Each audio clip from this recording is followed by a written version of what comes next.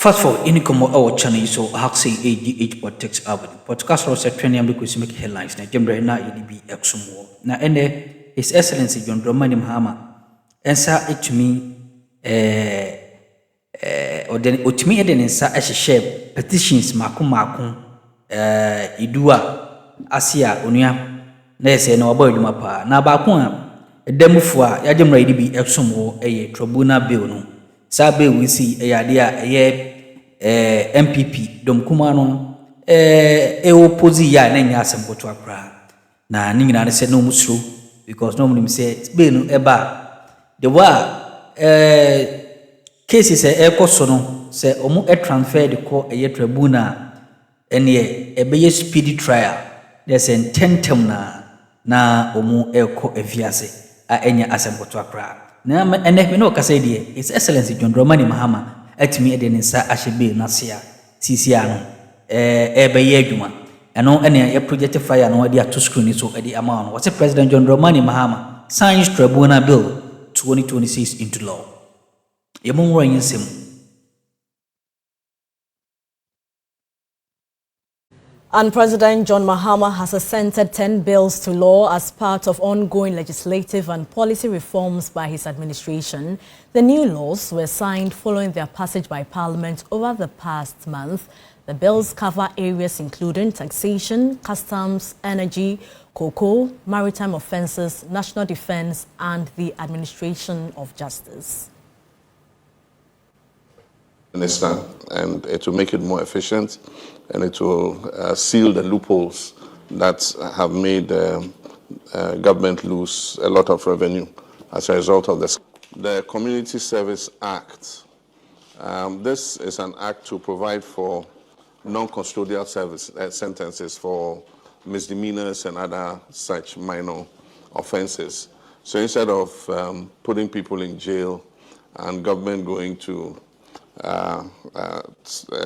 have to pay for looking after prisoners, a lot of prisoners, for stealing goods or for committing some very minor offenses, they can be sentenced to do community service for the period that they are convicted for. So there's the Community Services Act. We stay at the presidency now. The Vice President, Professor Opoku Agyeman, has engaged members of the Ghanaian community in Rwanda, outlining government's measures to improve living conditions and strengthen the economy. She also called on Ghanaians abroad to register with the Ghanaian diplomatic missions to help the government better understand and respond to their needs. Vice President Professor Nana Jane Opoku Agyeman said the government's development agenda is focused on ensuring that the benefits of national development reach more citizens. She acknowledged the economic challenges inherited by the government, including high inflation, pressure on the cedi, and significant debt, but said measures were being implemented to stabilize the economy and redirect resources to critical sectors. On health, the Vice President stressed the importance of preventive health care and better equipped hospitals, particularly in managing chronic conditions. She also highlighted government's efforts to improve education through better school infrastructure and the provision of science and vocational equipment. We all know about the free SHS and some of the challenges we had.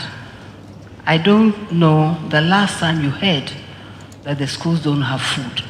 The problems have disappeared because we have created a dedicated funding for it. And at the same time, ensuring that you are getting them the equipment they need to study. The science equipment, vocational, whatever equipment they need to study and study well. Professor Nana Jane Opoku Agyeman urged Ghanaians living abroad to register with Ghanaian diplomatic missions to help the government keep track of its citizens and better understand their needs. Recently, we had a bit of a problem in South Africa. We went to our database. We saw a certain number. We started planning. And, it didn't work because the number was about 4 times what we had seen. If we had known that, then people didn't have to wait in difficult situations at least we could have done the best we could. So please, it's very, very important that we know where you are. Ghana's High Commissioner to Rwanda, Ernest Yao Ampofo, commended the Ghanaian community for contributing to development through their professions, businesses, education and community activities. Wherever we find ourselves, our conduct speaks not only for us as individuals, but in some measure for Ghana. I therefore encourage all members of our community to continue to uphold the values of patriotism, integrity, professionalism, discipline, and mutual respect. The Elections Committee of the New Patriotic Party is urging aspirants in the upcoming internal elections to conduct clean, peaceful and transparent campaigns. Chairman of the committee, Frederick Opariansa, made this known while receiving nomination forms from aspirants, stressing that the committee will oversee a fair and transparent process. Let your campaign be a very clean one. We are all trying to forge a united party, and it is important that this activity of campaigning that you are carrying out goes to actually re-energize our base, reinvigorate it, and also sow the seeds for unity beyond 3rd October. And so we urge you and your supporters that you go out and campaign to the delegates. Understand clearly what our mandate is. It is not to choose a party, but rather to create the kind of atmosphere and environment that will enable delegates to free go and make a choice in Kumasi on 3rd of October. We will be very, very fair to all aspirants. NPP, they had a weak candidate, but they had a strong party.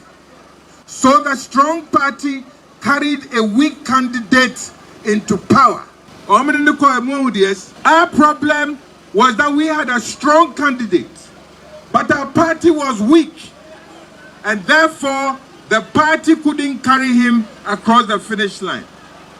Me botaini se, me boachi ejakun, me beshisha party no amene jina ye, ama Dr. Bawumi etimi ehuri asiso, ediako din kunimdie our 2028. Of making where we are weak become strong, that even in the northern region, we can make the northern region a stronghold, because for once we have a northern candidate who is a minority. We don't have any northern candidate in the race, unlike 2024.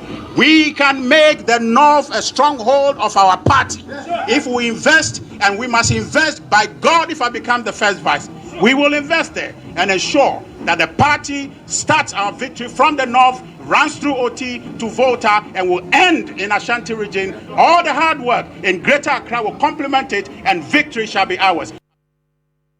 Momentum is building in the political front. Trust your election command center to keep you in the loop as these developments unfold. This is still News 360. Before we take a quick break, most areas within the southern part of Ghana will experience partly to mostly cloudy weather within few areas. Jabing says that attacks against the office and the quest to have it dissolved stem from a personal dislike of him and are not the result of non-performance.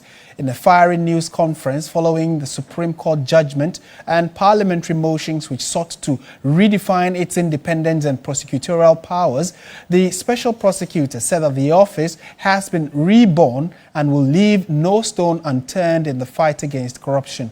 Mawana Egbeta reports. In the last few months, pressure has been brought to bear on the office of the special prosecutor. From a motion later withdrawn to dissolve the office completely in Parliament, to petition seeking the removal of the special prosecutor, and legal suits challenging the independence and prosecutorial powers of the office, the OSP says its activities and its fight against corruption has suffered. In a major first response, Kisie Jabane told journalists that the attacks against the office were vowed personal attacks against him. I state with extreme reluctance that some of the attacks intended at abolishing the OSP or dimming its light stem from personal dislike against the occupant of the seat of the special prosecutor and the operational directors. The evidence has not shown that these unliked persons, including me, engage in obnoxious or untoward conduct. On the contrary, it is a case of simply a preference for other persons to me and the operational directors. On the controversy surrounding the challenge to its independence and prosecutorial powers, Kisie Jabin said intelligence, which was later substantiated, showed that the Attorney General had no intention of challenging the suit before the Supreme Court. For the OSP, that decision by the Apex Court has given the office a new lease of life. The Supreme Court decision should be celebrated. It has set matters clear as to the functions and operations of the OSP and the coexistent relationship between the Attorney General and the OSP. It has greatly strengthened the fight against corruption, and it is upon the decision of the Supreme Court that I declare a rebirth of the OSP. We will show no fear or favor. We will remain resolute in the lawful discharge of our mandate. We will rigorously investigate cases. We will vigorously prosecute cases where the evidence indicates wrongdoing. We will actively recover assets. We will take all necessary steps to prevent corruption. This is our mandate. Turning to the AXA energy bribery deal, the OSP named former Power Minister Dr. Kwabena Donkor and 4 others as persons of interest in Ghana's investigations into the matter. For the office, suggestions by persons in authority that it does not have the requisite competence to investigate the matter lack a sound logical basis. We have heard talk, and from official sources, that the OSP should not be the institution investigating the matter, and that the OSP lacks the capability and track record to investigate the matter. This begs the obvious. The institution, which provided significant assistance to the successful prosecution of Beko in the United States, rather lacks the capability and track record to investigate the Ghana dimension, and that other institutions, which were not even involved in the matter, are more competent than the OSP. Once again, Ghanaians have been promised a revived fight against corruption, one that will actively be monitored. Let's now go to Parliament, where the House has yet to execute a single item on its agenda since the emergency recall began on Monday, August 24, with the minority accusing government and the majority of lacking direction, early adjournment, delays in passing a key financial bill, and rescheduling of the vetting of ministerial nominees and Supreme Court justices have raised concerns over Parliament's ability to complete the business that triggered the emergency recall. Christian Yali reports. Parliament was recalled for 3 major reasons. 1, the vetting of 2 ministerial nominees. 2, the vetting of 3 nominees of the Supreme Court, and the passage of a financial bill that President Mahama wants passed urgently. However, the emergency recall is yet to execute any of these items, and the minority has taken an issue with it. The vetting, which was initially slated for Tuesday and Wednesday, was later rescheduled to Thursday, and the bills have not been read or even referred to any committee for action and consideration. Tuesday saw an early adjournment after about an hour sitting, but Wednesday was even shorter, less than 20 minutes. And as early as 9 a.m. we'll start vetting. So, Mr. Speaker, I will plead I move for this House to be suspended so that we prepare towards tomorrow. We adjourn this House tomorrow. Very well. Motion has been moved for adjournment. Any seconder? And the minority took an issue with it. The Right Honourable Speaker had indicated that we limit this recall to certain key businesses. The Bank of Ghana bill is part of the essential businesses to be prosecuted, and it's here. My respected Deputy Whip, you should be telling this House why we are not taking this business. You should be telling this House, other than just saying we walk in less than 2 minutes and we should adjourn under 24-hour economy. For the minority, this shows a lack of leadership, and it appears as though there was no plan in place for the emergency recall of Parliament. The Speaker rudely recalled us from our recess, where we were engaging with our constituents as part of our civic and parliamentary responsibility to the people of Ghana. But you've seen, today is the third day of the 5 days that we've been recalled to sit. Effectively, we have wasted about 75% of the time.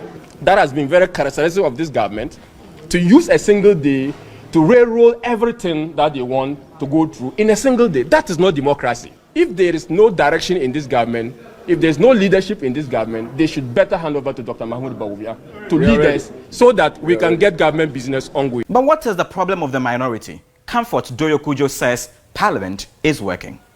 We call the House to come and sit and work, and we are working. So why are they complaining? There is a series of committees, meetings, and other things concerning the vetting of the two ministers and then the judges. What they should know is, if we don't recall this House and they vet the ministers, there will be nobody to approve them to go back to their sector ministries to work on their budgets. In more news this evening, the Greater Accra Resilient and Integrated Development Project, which is many of you know it as GARID, will temporarily close the westbound carriageway of the Dr. Buzia Highway at Pamprum Junction from the 7th of September 2026 to facilitate major drainage improvement works. Project coordinator for GARID, Dr. Kwejo Ohenesafo, made the announcement while speaking at the Government Accountability Series in Accra. I'm here to provide some details on the traffic management arrangements that will be implemented during the next phase of the drainage improvement works in the Kaneshi Enclave under the Greater Accra Resilient and Integrated Development Project. The works are expected to cause temporary traffic restrictions and diversions during construction. It is therefore important that residents, commuters, transport owners, businesses, and the general public receive timely and accurate information to enable them plan their movements and minimize inconvenience. Ladies and gentlemen, beginning 7th of September 2026, works will commence on the construction of a double-cell underground rectangular stormwater drain from Pamprum Junction to First Light Junction along the Dr. Buzia Highway within the Kaneshi Enclave. The drain to be constructed measures approximately 10 meters wide and it runs for 1.5 kilometers, and it will replace the existing 1.2 meter diameter 2-number pipes that currently we in some of the channel so mami and also jembe da sene so bad in the number do many unia abesanya sumo